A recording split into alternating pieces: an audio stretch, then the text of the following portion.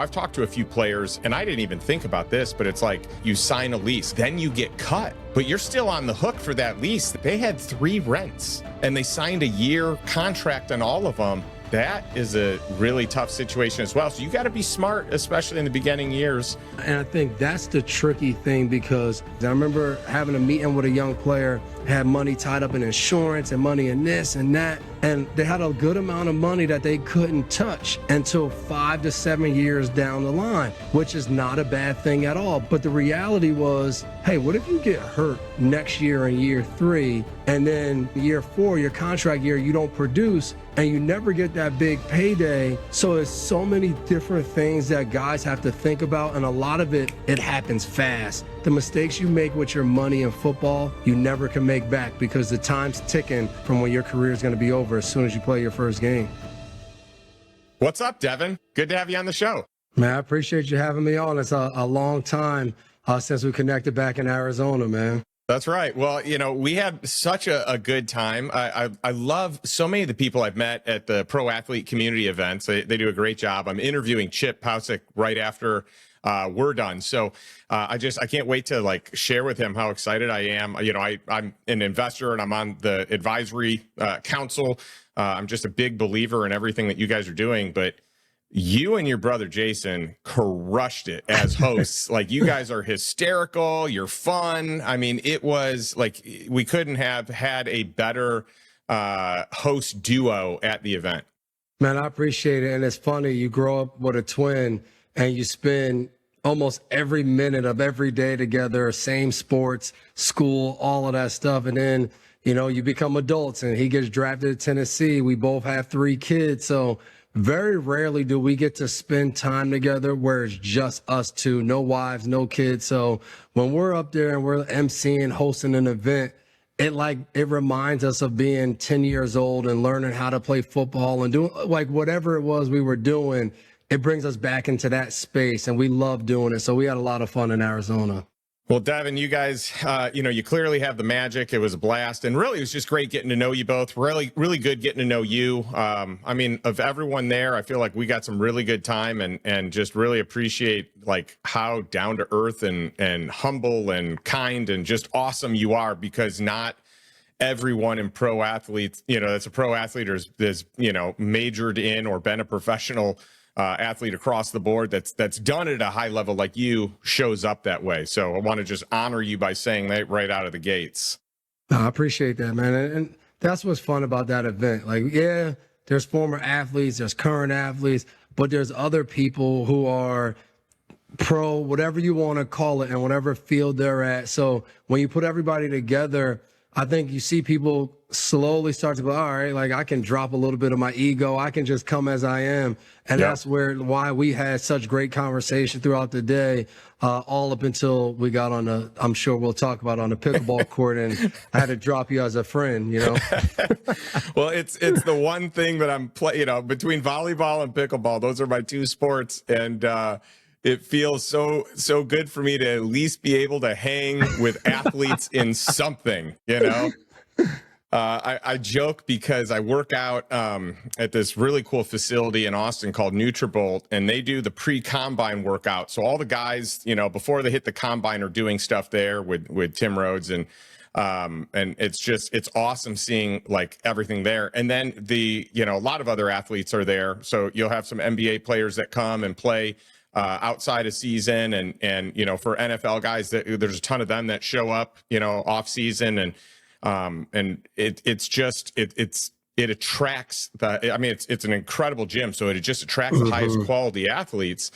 And I love joking with them. I'm like, how come no one's ever asked me what sport I play? I'm normally at 6'1", I'm pretty tall. I'm a tall guy in a room. I'm a shrimp compared to a lot of these guys. It's hysterical. And so I love just joking around with them.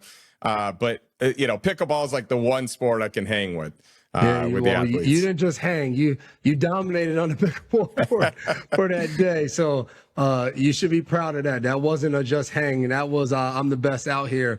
And I had to feel that pain early in the day. So, well, I just love that you're into it. I mean, that was your first time playing, and I hope you keep coming back. You know, an athlete in one sport. I mean, I've seen Tim Tebow play. I thought he was good on the football field, as you know.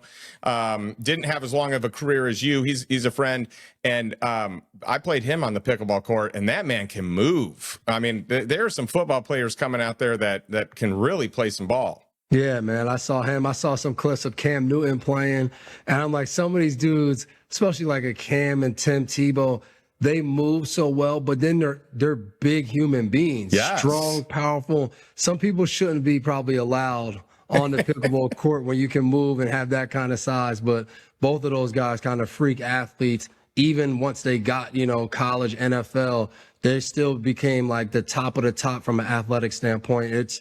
That was fun. The fun part of my career is when you get somewhere and you're like, all right, I belong. But then you got to realize and say, okay, but that guy right there, man, God filled his cup up when he made the size, speed. So it's always fun comparing and seeing how that all works out. Well, I play paddle here in Austin with a bunch of former pro athletes. So we got a guy who used to play in MLB, a guy that used to play in the NFL, a guy that, I mean, it's these athletes in their own sport, and they are so good at paddle. It's amazing how, I mean, it's like sometimes people are just good in their one thing. You've got some people that are just freak athletes and they're good at everything they do. And it's really impressive and really humbling being around them. Yeah, no doubt about it. You start to say, dang, what am I doing wrong here? And other people wake up, get a quick 10-minute stretch, and then they go do something. And you're like, how is that possible? I've been working out, warming up for an hour, and I still can't do some of the things they can do. Yeah, well, you've had quite the storied career. We're going to get into it today. And really, like, one of the things I want to say is I hope that our time today, like that in this podcast episode, if for anything else, like, I hope this can be a place that really has impact on athletes. I hope that people that are playing professional sports can listen to this, and what we're going to talk about today can change the trajectory of their life. I want people to learn that they don't just have to rely on these big contracts, because, in NFL specifically, you get a big contract, X number of years, X number of dollars, probably half of it goes away right away to taxes. So it's not as big and lucrative as you think. A lot of it's incentive based. So the numbers aren't what you hear. And then you've got a lot of people going after them because it sounds like there's a lot of money. And by the way, it still is a lot of money, But I love what we do in our community at Lifestyle Investor, where we teach people how they can have passive income and cash flow for life. And I love seeing the athletes that embrace that, so they're never on the hook to have to sign another contract, that they can work and get that passive income up. So when the contract year comes up, it's like, oh, well, now I got enough passive income so I can choose yes or no, not like I need the money, I have to take this contract. Yeah, man, I think exactly what you're talking about is the conversations I try to tell guys to have as soon as they get into the NFL. I remember my rookie year coming in, and I was, fortunate. I was a first-round draft pick, and when you have a twin in the year before, he's a sixth-round draft pick. I lived that with him. I lived the, hey, sixth-round draft pick, I'm getting a $90,000 signing bonus. All right, I got it. It comes up to $61,000. So now I have $60,000 in my account. That's all the money I have. I don't know if I'm going to make the team. I got to go to training camp. So like everybody back home has this mentality of, man, Jason made it. He got drafted in the NFL. Oh, this is awesome. But I knew the reality, just like him, was, hey, if you get cut, you got $60,000 from the NFL, and that's it. And I think for me, I was lucky seeing that and living that with him. He obviously made the team, ended up getting paid and all of that. But that next year when I got drafted, I got drafted and I got my signing bonus, and my signing bonus was a $1 million check. But I still remember the $60,000, and I remember my financial advisor was like, hey, let's see, let's live off $60,000 a year for this first year. And my wife still laughs, because my townhouse that I had in Foxborough, Massachusetts, I furnished that whole thing, $5,000 at Bob Discount Furniture. Oh, And yeah. that was, for me, I lived by myself. I was 23 years old. I just came from living with 4 other guys in a house in college. I didn't need much, and I wasn't, Yep.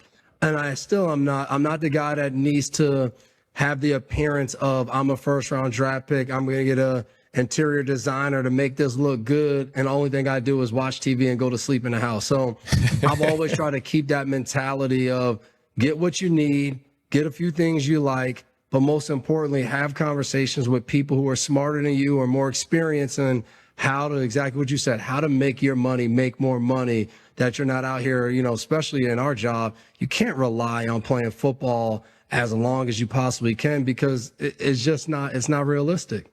Yeah, I love that. I got a chance to hang with Eli Manning, and he basically did the same thing, where it's like live frugally, spend well beneath your means. Devon Kennard as well, who I mean, it's such great wisdom there. And then I've talked to a few players, and I didn't even think about this, but it's like this player's got rent here, but this team drafts them, and then you get like you said, let's say it's $60,000.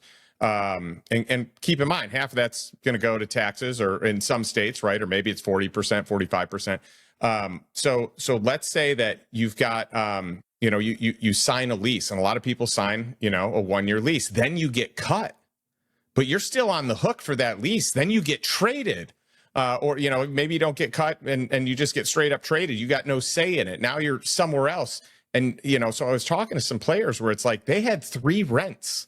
And they signed a year contract on all of them. Like, that is a really tough situation as well. So you got to be smart, especially in the beginning years. But I would just say, like, through and through, nothing is a given. Nothing is guaranteed.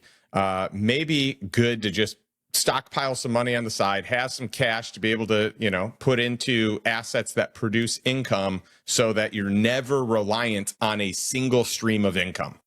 Yeah, no doubt about it. And I think that's the tricky thing, because I try to tell young players all the time, talk to each other. When you get inside of a locker room, right away, there's going to be great players in there.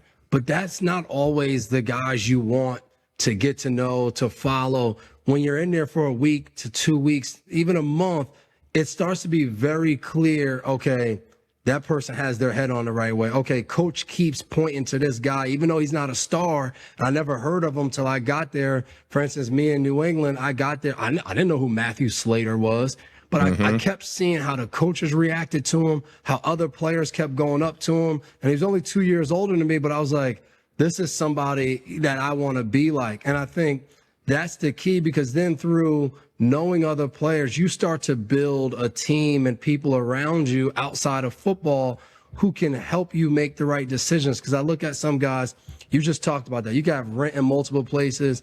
And some guys get in and they do have the right mindset. They want to invest.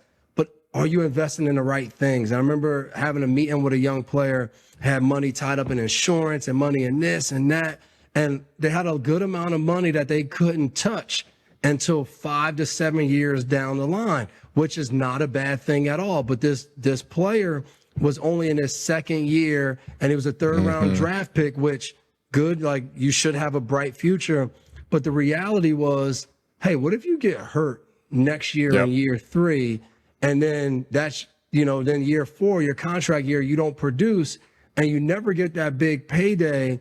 And now we're 2.5, 3 years in, and you still can't touch that money, and you have a wife and a kid. Yep. Are you going to save enough money to live until you get another opportunity? So there's so many different things that guys have to think about, and a lot of it happens fast. You just said it. You're in one situation, you get traded. All of a sudden, you get traded to the West Coast in California. You were living in Carolina, where you were paying $2,000 for rent. You had a nice place, space. You get to California and they're like, hey, this is going to be $10,000 of rent. And Right. Your mind's blown. So it's just so many things. And then a lot of it that's hard is a lot of guys that when you first get in, this is the first time you're doing any of this stuff.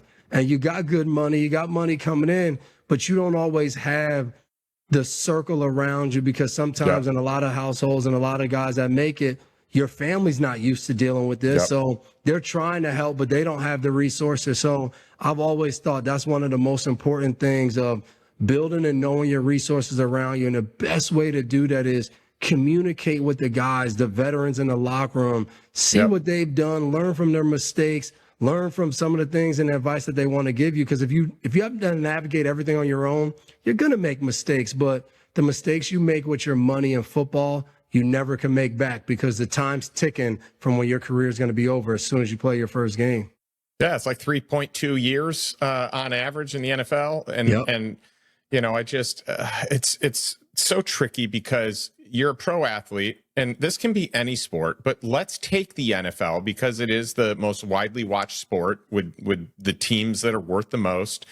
You know, the most money goes into this sport of any sport. Okay. You got a big target on your back. Anyone who knows your name, looks you up, follows your team, like anyone's coming after you to like try and get you to invest in this deal, that deal, do this tax strategy, do that. And, you know, as an athlete, you're equipped to play your game really well in your craft. And maybe there's a few other skill sets, but for most, you don't know how to vet a deal or vet a tax strategy or vet someone in financial services. You know, most people in financial services underperform just someone investing in the index. I mean, 97.7% of people over the last 20 years, based on the newest study, underperform the S&P 500 index. I mean, these are the professionals in the space.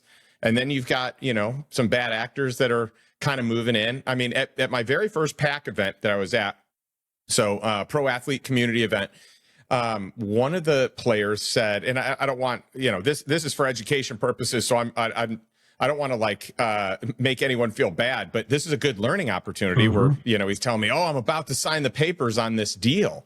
And we're like, cool, tell us about the deal. And I'm there with Ryan Casey, who you met, our COO.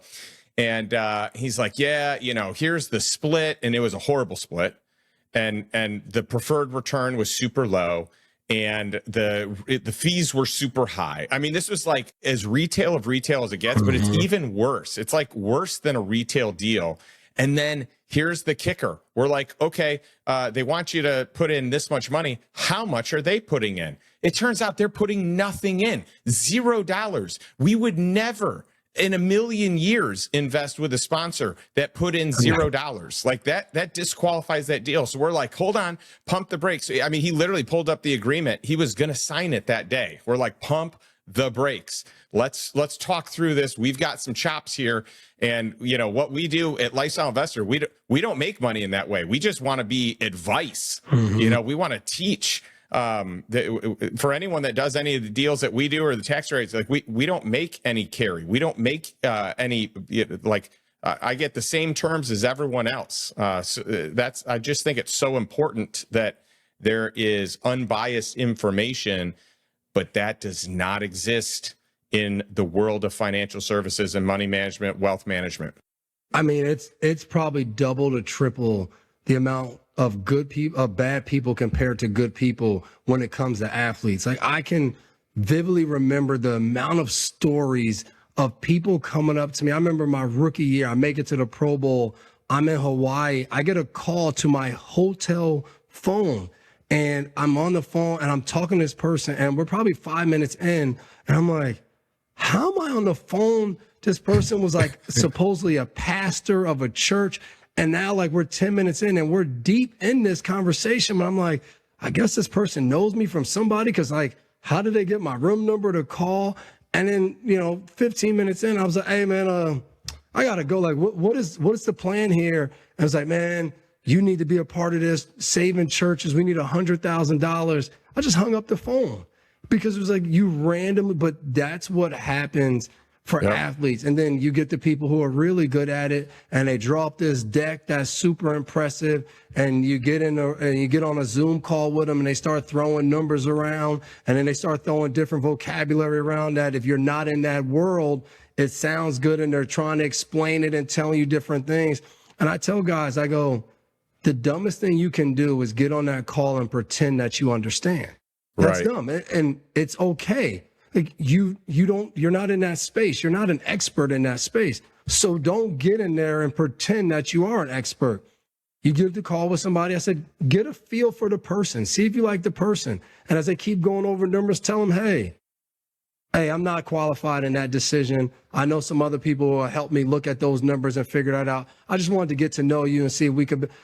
And you say that to guys and they're like, what do you mean? And I think the hardest thing is, like, I played in New England, right? And Robert Kraft is the owner, one of the best owners, I think, in all pro sports. He's certainly down in the locker room. He's down in the meeting rooms. So you're like, he sat by me in our meeting room. So I've had numerous conversations with him. And I think then guys start to sit next to him and they're like, I want to be him. Mm-hmm. And the reality is they don't understand his journey. Like, we're watching a guy who owns a team now, but we fast forward past all the other tough decisions he had to make, what he had to learn when he went to Harvard, then went to Columbia. Like, we're skipping past that and we're saying, we don't need that.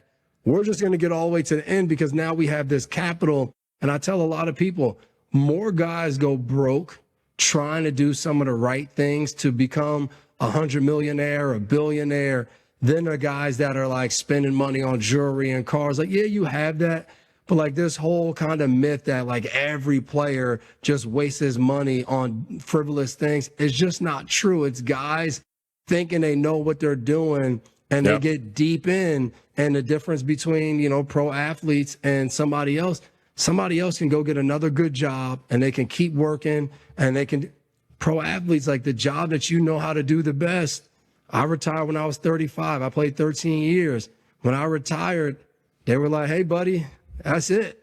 And when you walk away from there, there's no plan. There's no, hey, we're going to onboard you into this next thing. You got to figure out what's next.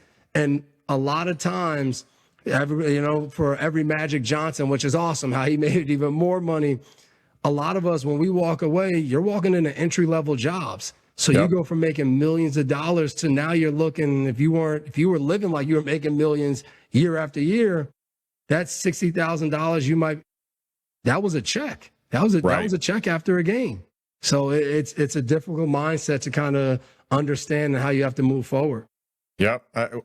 You're spitting gems here. I mean, this is so good. And I love the leadership role that you've taken with, sharing this. And even a guy like Robert Kraft, who I think is a brilliant businessman. I mean, he did a deal with this esports team, and I think this is public, or at least by the time this comes out, this should be public. But things did not go well with that deal. And I'm I'm invested with another esports group, and we look to kind of, acquire or merge the two brands. And so I think the ink is now, signed on that, where we're kind of combining forces to create like a super team. But it's fascinating. Like, you got to be careful at every level. And then just because a guy like Robert's putting in X amount of dollars, keep in mind, like, $1 million to him is like one penny to everyone else, right? And people have to remember that, like, because what these sponsors are going to do is they're going to name drop and they're going to tell you how much money they put in, and and you just have to be able to look past that. And it sounds like you've done a good job there. Yeah, and I try to tell all guys that I know and females, it's all a learning process, and you don't ever want to be all in when you're a former athlete, because if it works, great, but if it doesn't, it's understanding, okay, now you just want to be comfortable. You don't need to, and that's what, I think me and my wife and my brother and his wife, we talk about it all the time of, hey man, like, life's good. And do we want to keep growing and keep doing different? Of course we do. And I think that's the important part of building your network and knowing people and understanding how they've done different things and how you can pace yourself. But like, ultimately, when someone comes and I like an idea, I get on a phone call with a few different people and we're like, we really like this. And it's like, all right, well, then we get to how much should we put in? And it's like, if it works out really well and we put in this small amount, will we be happy with this return? Yeah, we would be pretty happy with that return. Then let's do that. Let's not always think of every opportunity as, if we're super aggressive, then we get to exit at this high number and now we change. Because that's the conversation every time we do something. If we make X amount, me and my wife talk about what changes in our life. And if if we don't feel like, hey, this is going to change, then we say, well, if we lose it, what would change in our life? And like, that's the bigger question, is if that's it good. doesn't work out and we lose it, because it's hard to go backwards. And That's right. that's what we try to talk about of, hey, if we make an extra $1 million somewhere, we're going to be ecstatic. Like, don't get me wrong. But like, we're not gonna change how we've been living. Like, we've been blessed and we enjoy what we do. We're not gonna go buy each kid a new car, you know, and hope that they drive it in 10 years or something. So it's trying to understand that of what you really want out of what you're investing in and want out of your life, and then try to take that mindset, and not everybody you meet try to kind of replicate the success they had or how they invest. I think it's trying to find exactly where you're slotted. And that's what football was. When you got in the locker room, and I tell young players that all the time, you better understand your worth to the team. Some guys are going to be able to mess up a lot. They're going to be able to maybe come late. They're going to get away with it. But you better realize that guy's immensely more talented than I am. He means more to this team. And if that's the case, you can't act like that. And I think investing, it's very similar. You can be on a cap table with a bunch of different people. Doesn't mean you're all the same, and that's okay. That's right. That's good. Hey, incredible advice. And again, we just love to teach. Don't put too much money with any single sponsor. Don't put too much money in any single sector or any single business. It's nice to kind of test groups out and kind of go in on a minimum and have them prove it before you kind of, you know, level up. And so I love that you're even, like, one of the things I think that's beautiful that you said is, how will our life change if we lose this money? If this deal goes bad, like, does this put us in dire straits, or does this, like, you know, or can we get by? Does life actually continue on pretty much the same? Because that is a powerful question to ask. And hopefully can get you to say, the goal is to say no more than you say yes, right? And if you can learn to do that, you're going to do a lot better. But, you know, and learn from other people's mistakes as much as possible. But I will tell you, for me, the more success that I have had investing, at one point early in my career, I thought I was better than I really was, and I let my guard down, and I got involved in a couple deals that really went south. And I should not have missed what I missed, but I did, because the ego was too big, right? I'd had too many, like, singles, doubles, triples, maybe a couple home runs in there. And I'll tell you what, the real humbling happens when you lose money. Those are the best lessons I've ever learned. In the moment, they're literally it's the worst experience ever, especially the first time, especially if it's like, if you over allocated, right? But I'll tell you that I've learned more. Those losses have transformed the way that I invest today. And I am such a better investor because of it. And it keeps me a lot more humble, keeps me a lot more even keeled, keeps me less emotional, more logical, and a lot more kind of like matter of fact. Like, here's my investment criteria. Does it check all the boxes or does it not? Okay, then it works or it doesn't work. Like, I'm just taking the emotion out of it. How did you get over that for like that next deal that came? And I know you hit the checkpoints, but still, like, at that last checkpoint, it's like, all right, how much do I want to put? How did you get over that and make that decision? Yeah, it was hard, because the first time I lost money, it was $1 million. So it was, and at that time in my life, that was a lot of money, you know. And by the way, like, just in general, $1 million is a lot of money, but exactly. But that was early in my career. So, I mean, that was $1 million before I had a whole lot of reserves. Okay. And man, did I ever take a long time to get back in the game. It was tough. Now, luckily, I had done well on some other investments. I still had cash flow coming in. That was a cash flow deal, but it was a high percentage cash flow deal. Too high. Like, it made me think, I should have thought this is too good to be true. But what I thought is, wow, this is an easy way to, like, have the lifestyle I want, you know? And so I, like, totally got like wooed by the sexy numbers, and what a poor mistake that was.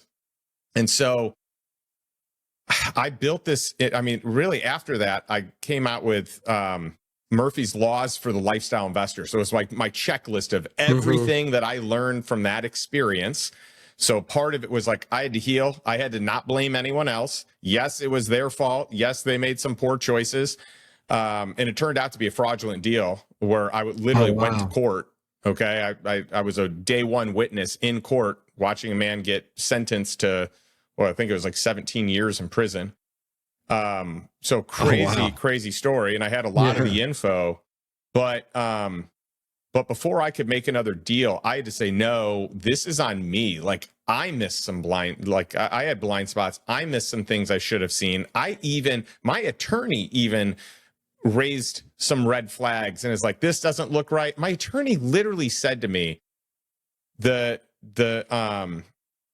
way this contract is written is really unprofessional. It seems like their legal team isn't a top quality legal team. And I was kind of like, oh, give me a break. You're, making a big deal about, these weren't grammar issues. These were like, indentations and, whatever. But so he even goes, I feel like these guys are shady. He goes, this could even be a Ponzi scheme. This literally came out of his mouth before that. Now, keep in mind, this attorney, who's a dear friend of mine, he had also said that on some other things too. And for whatever reason, I felt like, I know better than he knows. I'm an investor. He's not, and it was just such a poor way of showing up at that time in my life.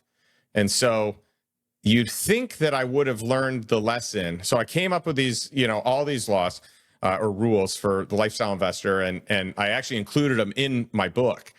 And so I should have been following that, but it took another investment where I lost $3 million that really kind of like solidified, Justin, you got to learn the lesson. So one of the things that I tell people, I make a lot of mistakes, but right now in my career, I'm really good at not repeating the same mistake.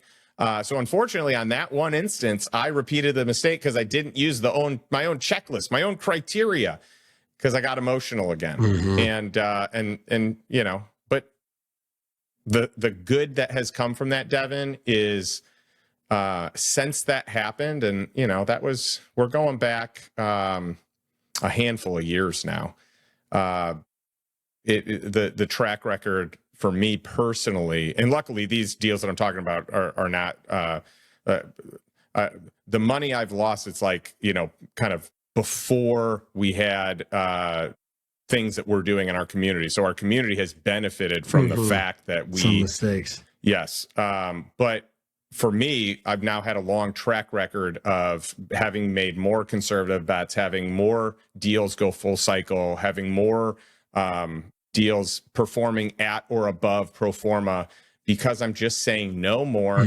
I've hired institutional vetting. Like one of the things that we did for the pro athlete community is we gave every athlete access to our vetting deals course, just as a gift, just to say, hey, if you want to learn how to vet deals. And so I'm really proud that we show up spending $300,000 to $350,000 a year on our team that vets the deals that we do, that help us become smarter, more logical, less emotional. And they have a different criteria, different checklist. It's a different level of diligence than what I am able to do myself. And that's huge, because I remember at that event, Candace Parker was on stage and she was like, I have a person that helps me figure this stuff out. She said, because me personally, she said, every deal I look at, I'm like, ooh, I like this. This is good. Right. And she said, and as I'm sitting there thinking of exactly what you just said, thinking about what's going to change, she said, then my person comes and goes, this deal's awful. No, we're not doing it. And I think that's one of the hardest things, I think, for athletes who don't have experience in investing in. And I do think with all of the things that come up about the modern athlete and how they're different, I will say, I think one of the things that they're better than athletes in my generation and before is they're all into multitasking. They don't want to just be the best basketball player or football player. they are coming out and saying, hey, I'm getting NIL. And I'm not saying every guy or woman is doing this, but there's a handful of them who are like, hey, I want to learn how to be an angel investor. I want to go and I want to learn myself. I want to sit and meet people. I want to take courses. So it's a lot of credit to them, but you need that because athletes they're so driven by the answer no, or you can't do this, or I'll show you. And that's not always the best mindset when you're investing in something, because you kind of sometimes want to double down, or you want to believe in something so much because you resonate with the story of the founder or whatever. And that's not always, like you said, that's the emotional thing that you bring. And I just think about like my career, emotion was a big part of how I was successful and what I needed to do, of being down in games or being doubted or whatever you needed to do. You were driven off that emotion and how to accomplish some amazing tasks. And I think that's the hard thing to try to realize. And then you take your, zero experience and you try to throw it in there and try to vet a deal or understand a deal. It's hard to do. Sometimes I sit there and I'm like, this is nearly impossible. And I've sat down with friends and mentors that we go through stuff. They teach me vocab and I'm like, oh, I feel better. Then I do a meeting. I'm like, it helped a very little, but like, I still don't know, it's so much. And I just try to tell people, find people who are smarter than you, build real relationships with them, and then go forward, ask questions. They'll ask you, it'll be just hanging out with a buddy. And it'll also be a way to help you in business and all the other things. And I was like, that's the best thing that I've learned, of being able to reach out to different people and have conversations. And I've been amazed. I reached out to some people and they're like, man, I'm so happy you text me on this, because they're like, this is what I do every single day. You're not asking me a big lift. Like I do this anyway. Like I love to do something with a friend of mine, and hey, if I can help you. So it's a hard thing. I know I've had to learn that, of not feeling like, man, I'm asking somebody to do something. It's a relationship, and you build that relationship, and you can't ask everyone, but when you start to build good relationships with people, it goes a long way. Yeah. More smart minds working on things together. I love it. There's learning around it, but you're going to come out with a better result, which I think is great. And, I will say that for most people, doing a bad deal and losing money is going to be, in the moment, one of the most painful things that's happened, depending on sizing. But in the long term, it's one of the best things. Yeah. And it's not about, people that get caught up in that one deal. It's like, I kind of look at it as like, I lost that battle, or those two battles, and those two battles added up to a lot, right? $4 million, but I've won the war, right? I've made a lot more than I've lost. I've had a lot more deals go well than go poorly. I can count on two hands every deal in my entire career. It's not even two. It might be six. Every deal in my career that has gone bad, right? And it's less than 10, somewhere between 5 and 10, 6 and 10. And so, by the way, I'm destined to have more, right? Like I know this as an investor, I'm going to lose. I'm going to make a bad bet. I'm going to read someone wrong, or maybe everything would be great, but the economy, I can't predict that. And this happened and that happened. So I have to be comfortable, like you said, with, if I put this much in, I have to be comfortable losing it. But how many times can I just get it right versus wrong? Can I get it right 80% of the time, 90% of the time? And luckily for me, it's, the track record for me has been in that higher range, which is great. Man, that's so important what you just said. It's, I have 3 young kids and they all do sports, and I'm a believer in sports. Like I'm a former NFL player. I don't force my kids. My middle son is going to start tackling. I've told him probably 100 times, all right, now we're going to find out if you like football. And I'm telling you, if you don't like it, because I'm like harder the other way. And I'm like, it's not a sport that you're going to naturally like. You're going to get hit. You're going to hit people, and then you're going to have to do it again. And it's going to hurt when you hit someone, and you got to be a little crazy to say you want to do it again. But I just love what the sport brings. And yesterday, I'm at my son. He's in 2nd grade, but he got moved up, and he's playing in the 3rd and 4th grade championship rec game. And, the best player on the team, he has to pitch the next day, so he's not pitching in the game. And, you know, in the fourth inning, they asked my son, hey, we're going to put you on the mound. So he's warming up, and they call him to go in. The score is 1-1, bases loaded. There's only one out. And as a parent, man. That's you're tough. sitting there, and I'm like, you're why? like, you're setting him up for failure. I'm like, why is he got to go in? Put somebody else's kid in. So now the sweat starts dripping, and I'm yelling to him, hey, same motion. We practice this, and I've been big on my kids of, you're putting in some practice time. Let the nerves go away. When you practice, you owe it to yourself to just go do whatever it is. It might not always go well. So he walks the first kid, and then the next two kids, he strikes out. Wow. And I'm excited. I'm like, man, I can breathe again. But then he has to go back out there. And I know him. I work with him all the time. And I'm like, my brother came to the game. I go, this inning's not going to be great. I was like, mentally and physically, it's hard for him to now go again. I was like, after getting out of that, and I didn't say anything to him. He went in there. He ended up walking three guys, so he got pulled.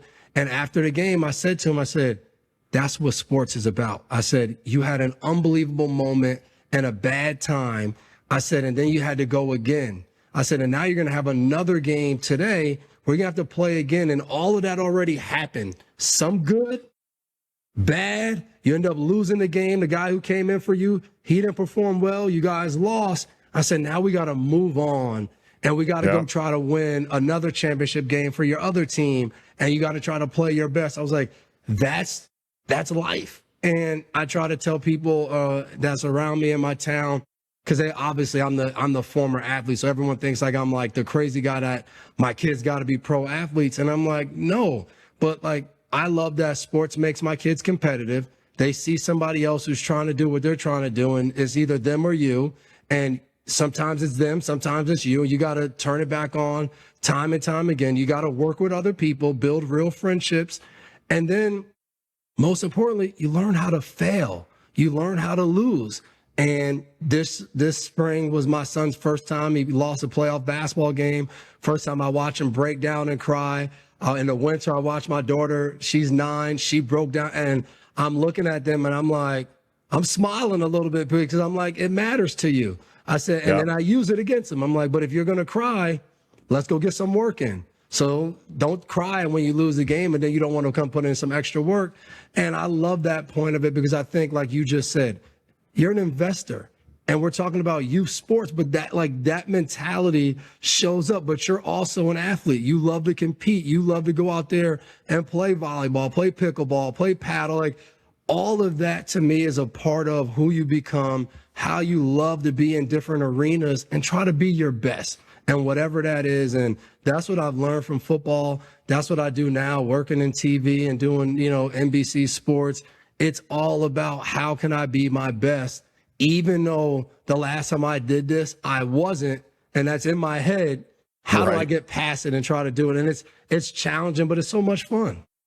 Well, I got to tell you, I think you've got I think coaching is in your future, youth coaching, because you're saying all the right things that most people don't say, and I love it. And you're like the way you look at the game, and it could be any sport. You look at it from a very experienced lens. You're a guy that played in the NFL with the Patriots for 13 years, as a captain for 12 years. And so to put that in perspective for the people that don't follow football, you're opposite side of the field of Tom Brady, same team, but you're the captain. You're running the defense.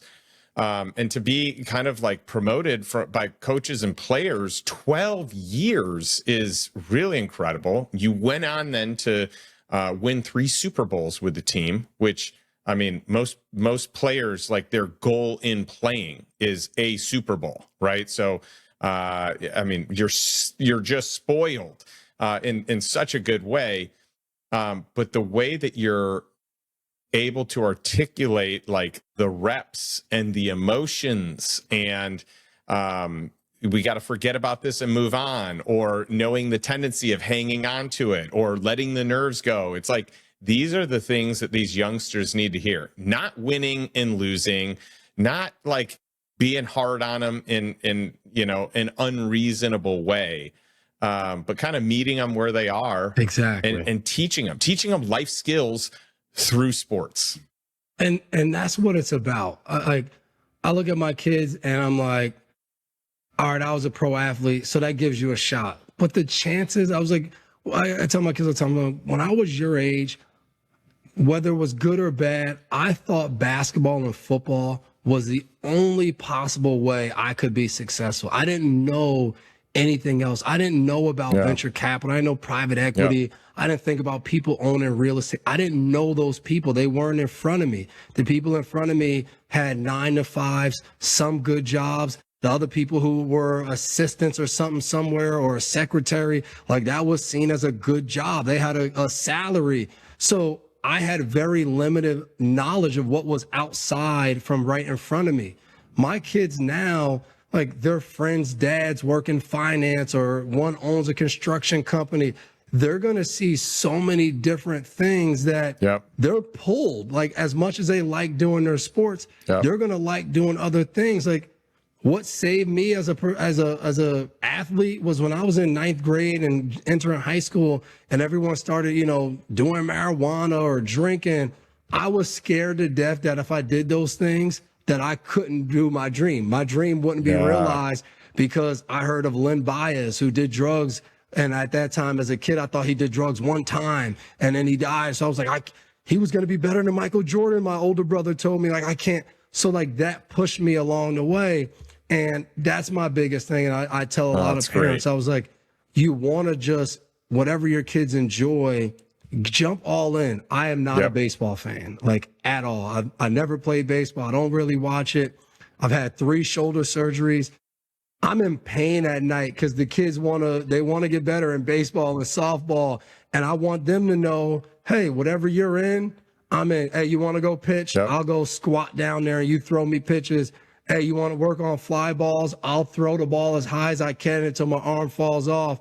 And it just teaches them that, hey, whatever I'm passionate about, it's okay to chase. No matter if my best friend does it or doesn't do it, if my older brother doesn't like it, or like, and that's what I try to encourage out of my kids. And it is like, you being a parent and trying to coach them and all of that, I've learned way more than I've been able to give them. And I'm giving kids I coach in football, Pop Warner to high school to college to 13 years in a pro. I'm giving all that experience, and I still learn more from them every time we go out there, of how to approach them, what kind of day they had.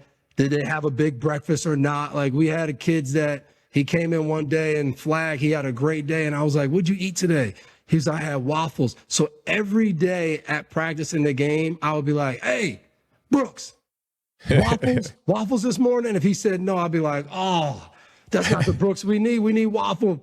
And that was a big learning lesson for me, because like, as this kindergartner, he didn't care about me telling him how to get big and grab a flag. He was so invested and loved me as a coach, because I remembered he had waffles and he had a big game when he ate waffles for breakfast. And I just try to do those little things, build a little relationship with each kid, just so they can enjoy the sport that I'm passionate about, and they can see how much fun it is. So they come back next year, then the year after. And then ultimately, most of them won't be pros, but they build these bonds with these kids that are all on the team with them, that they now walk away with. Man, I got 15 new friends that maybe 5 go to my school, 5 are from that town. Like, I just think that's awesome. That's what I experienced as a kid, and I just want other kids to experience that. Oh, it's so cool. I love it. And by the way, that'd be a beautiful place to end, but I've got one last thing I want to get into real quick with you.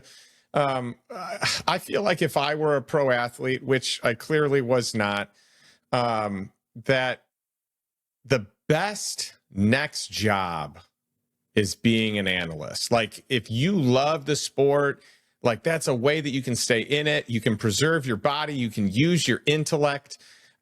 You've got so much experience on the field, off the field, different, different teams, different coaches, different schematics, like just the whole 9 yards. It just seems like if you were to want to continue working and need to continue working, like, that seems like an awesome path.